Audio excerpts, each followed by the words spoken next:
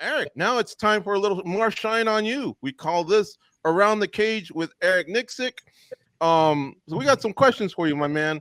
And let's start off with KSW's Phil DeFries versus PFL's Francis Ngannou. Do you like hearing the sound of that? That's something that KSW was kind of pitching. And I know you got your dance card full. You got Fury coming up this year. But in 2024, the champ will be returning. PFL looks like they try and be kind of flexible about what they want to do with their athletes. No disrespect to their heavyweight division, but what were your thoughts on this? This one kind of had a little bit of steam. DeFries has been pretty impressive since his run in the UFC. He's doing good things out there in KSW. Sure, anybody right now. So I think that's been obviously the downfall of leaving the UFC is the talent pool. So finding somebody that's going to kind of move the needle, that's going to give us a competitive fight. All those things are going to stack up to who we decide or who the PFL decides the match is up against. But yeah, DeFries has done his job, man. I was actually just watching his Todd Duffy fight a few days ago, watching some of his ground and pound. He does a great job anchoring the legs and does some of the things that I really like when it comes to his ground and pound. So his development over the years has been awesome. And, to be honest with you, man, whoever they feel is the right opponent for us, we're going to look at it and take that opportunity. So hopefully we get that right after, because I want to get right back to work. And they do stadium shows out there in Poland, so that would be pretty big if they could do a co-promotion. Coach, all right. Can I ask one here quick, George? Yeah, go ahead, Mike. Obviously, we talk about the MMA move back after in 2024. What's the risk, though, right? Like, everyone looks at Conor McGregor. He got his massive payday against Floyd. Then it was like, man, I've worked my entire life to have this kind of security.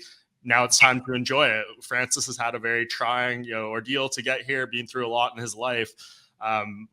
What are you going to think about, like, his motivation after this, no matter how it goes against Tyson Fury? Do you think it might be a bit of a challenge to get him to recalibrate back to MMA?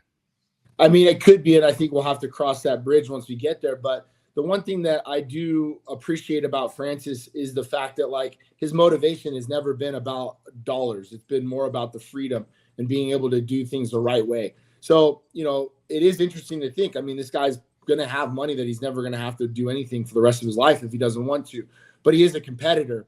The one thing that really stands out to me is, like, intimate conversations that I've had with him about his development in MMA and how much he's enjoying the actual art of MMA and the wrestling and the grappling and everything else that he's kind of fallen in love with over the years. So those things to me give me hope in knowing that once, he fights Tyson Fury, he has that money in the bank, he's secure. I think there's a lot of unfinished business for him that he feels in when it comes to the MMA side of things. I remember him taking somebody down in the gym, had a whole round of just ground and pound, beating up the guy, and he looks over and he's like, man, I love this. And that to me is, a good indicator that he does definitely want to come back and compete. And, I think he has a lot of unfinished business when it comes to the MMA side of things, to be honest with you.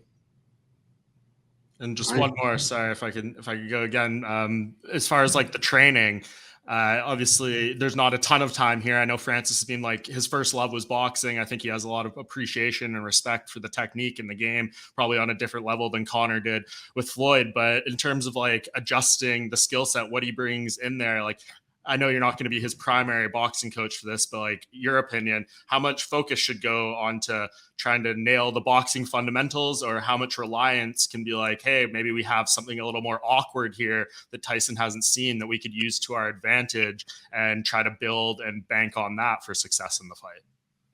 Mike, that's my point too. In talking to the team, I think if this is just my thoughts, I feel like if you go and try to outbox Tyson Fury, I think we're in for a long night. Now, can Francis touch you on the chin and knock somebody out? Yes, absolutely he can. But I think if you're out there trying to out technique Tyson Fury, I think it's going to be downhill for Tyson Fury. I think he's really going to be able to, utilize his jab. So my thoughts on the situation are we're going to have to try to come up with things that are innovative, things that maybe traditional boxers aren't accustomed to seeing. And, do things that I think, like, are maybe a little erratic and not as clean as what typical boxers would do. And by saying that, I think when you watch the way Wilder was able to catch Tyson Fury, and Wilder's been known as not really a fundamental style of boxer, but he was able to sit Tyson Fury down. Those punches come from weird angles. They come from, a herky-jerky, erratic motion. Jay Hirano always called guys like that in the gym boogers, and it's more of a term of endearment because they're so difficult to deal with. So I think we have to kind of stay in that element that you're speaking about, Mike. I don't think we can just try to outbox this man. I think we have to have that somewhat of different style, different attack, different style approach. Some of the things that we're working on within MMA, even with the stance switches, doing things from different positions and stepping over to different things that maybe certain boxers haven't seen in the boxing ring. So I definitely think we're going to have to come up with a different approach rather than just outbox this man. Cool. All right. And Coach, so if you don't mind, out in the news, Kevin Lee retired. It's a guy who spent some time at Extreme Couture, but a very pivotal time in his maturity, his growth. Can you maybe share some of your fondest moments of working with Kevin and what he's accomplished in his career? Oh man, me and that guy have been through a lot together.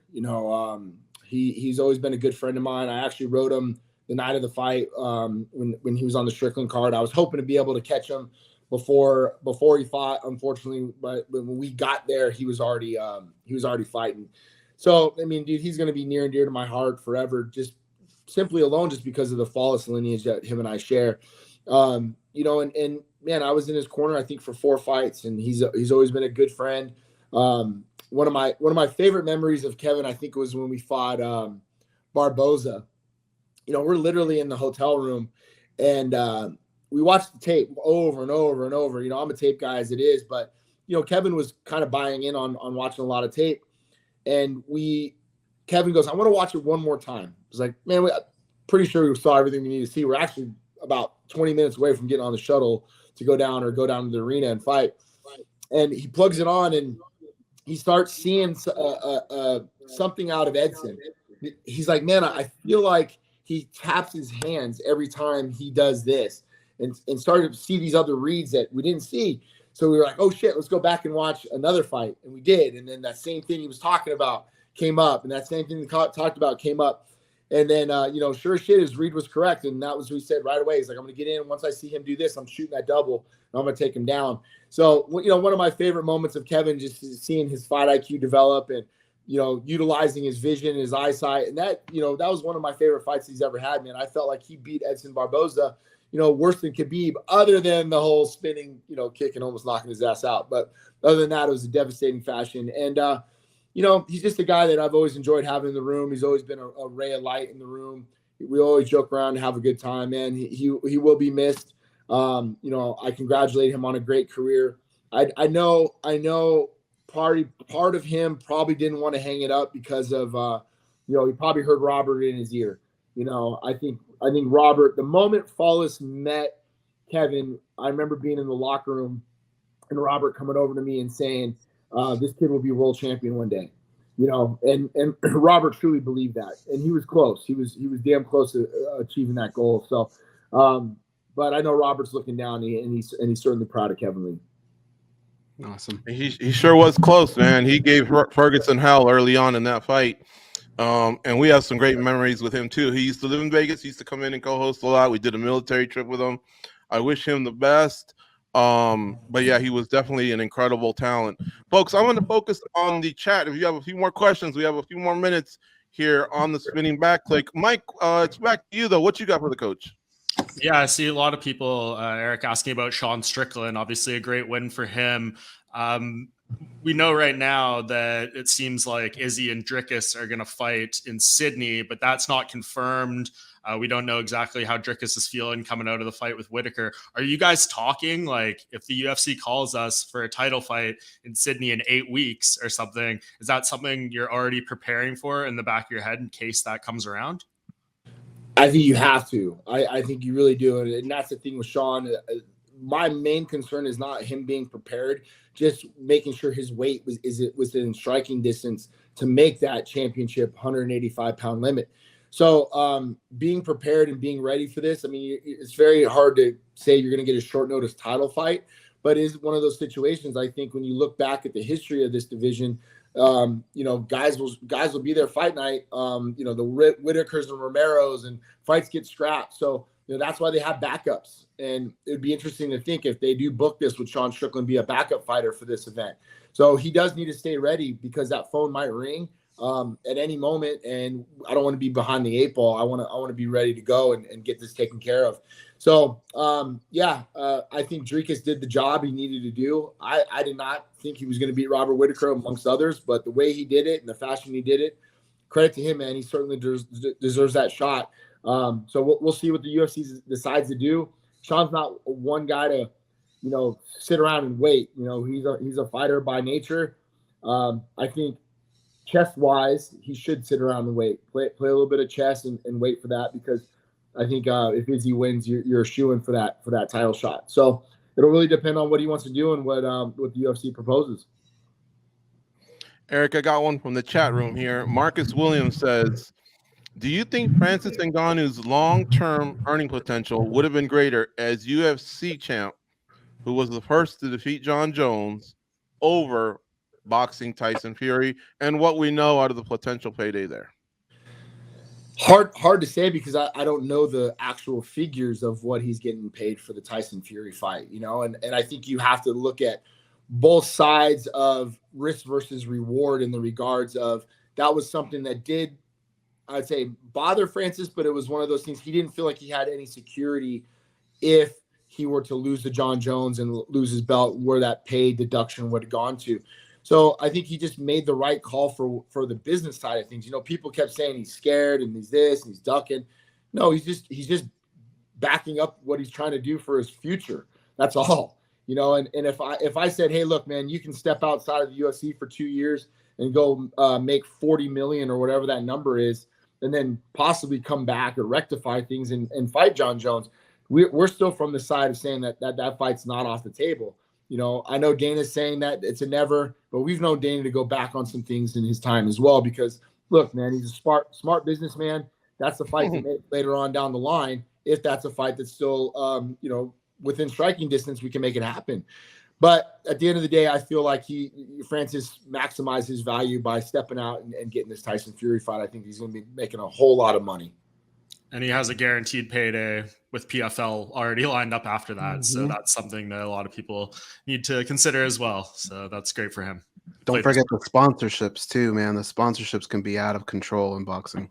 Which that was part of our meeting again on Friday was, the names of sponsors that are now coming out of the woodwork because they're able to put their logos on a guy like Francis Ngannou and back him up with, some income and things like that. So some of those things that are very interesting that I think that we forgot about being, predominantly UFC guys, that is that sponsorship side of things that's really going to generate a lot of money for him.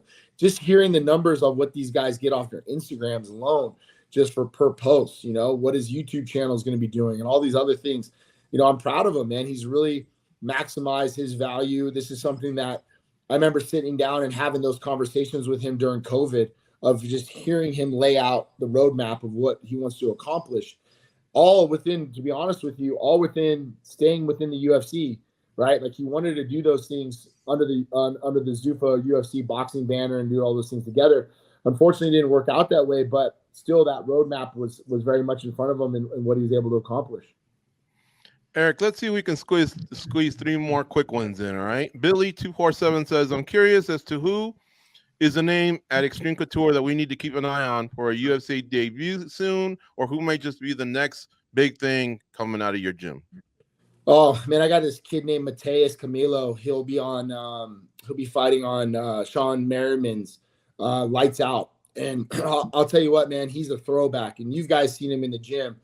He's been at Extreme Couture since he was 16, crossover from Nova. Now goes back and forth a little bit, but he's primarily been in our gym for, I don't know, maybe 5-6 years now. And as a puppy, he's a kid we've got to see grow up through those wars that we've had on those mats. And he's a throwback. And the guys in the room, the old school guys, love to see him spar. Not a lot of people love to spar him, but we like watching him spar. He's sudden. He's very good everywhere. He has that one-punch knockout power, but he's also able to utilize, a full MMA skill set. We've seen him take guys down and submit them. We've seen him ground and pound guys. We've seen him outbox guys. So he's a guy that really jumps off the page for me that I'm excited about.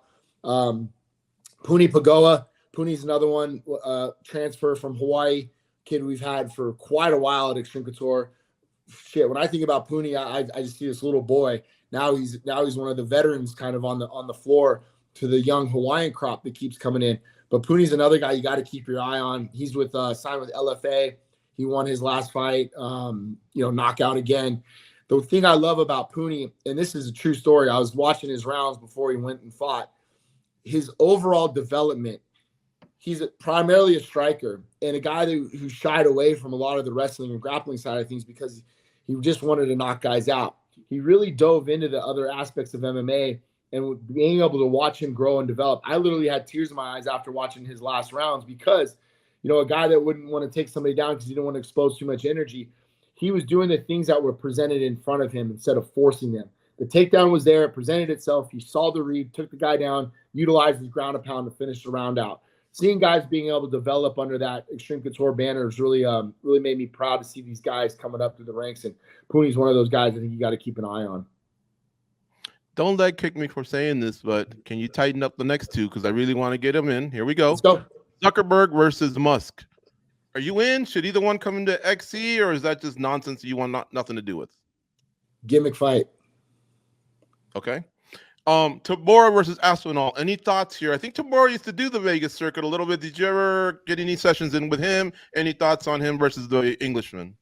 I did not, but I was asked this question a few weeks ago. Who do I think will be heavyweight champion? And the two were Sergey Pavlich and Jalton Almeida. And my wild card answer was Tom Aspinall. Tom Aspinall is a guy I've had my eye on for a long time.